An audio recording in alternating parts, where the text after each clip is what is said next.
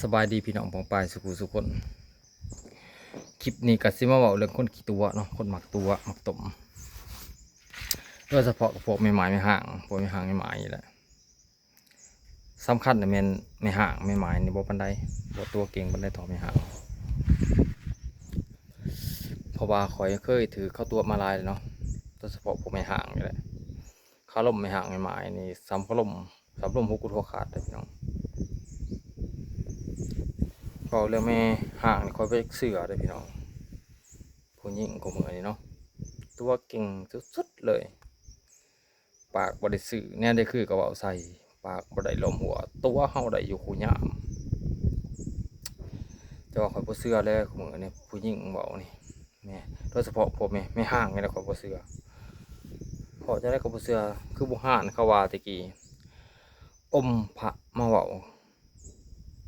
ก็บ่เชื่อเขาว่าเนาะคนโบราณเขาว่าส่วนบางคนใจนี่ว่าแต่อมพระมาเว้าอมหัวแจกมาเป็นลังมาเว้าบางคนใจก็บ่เชื่อแล้วโดยเฉพาะไม่ห่างผู้ดีก็ดีไม่ห่างเลยเนาะหักแต่ว่าสิเหมาะนำบางคนใจบางคนจะบ่เชื่อซ้ำสิเว้านี่สิอมพระมาอมหัวแจกมาเบิดลังอมพระอมจั่วมาเบิดวัดนะก็บ่เชื่อแล้วท่านว่าเขาใจสิเชื่อนี่คือใส่ชุดวันเกิดมาบอกนะบางคนใจถึงขนาดนั้นบางคนใจจังสิเชื่อซะซั่นบางคนใจบ่เชื่อเลยเพราะว่าเคยถูกหลอกมาหลายครั้งหลายหนเลยจังได้เว้าขนาดนี้พี่น้องถ้าว่าพี่ก็ขอโทษว่าโพดขออภัยเด้อนำผู้คนดีนำผู้มักตัวเนาะ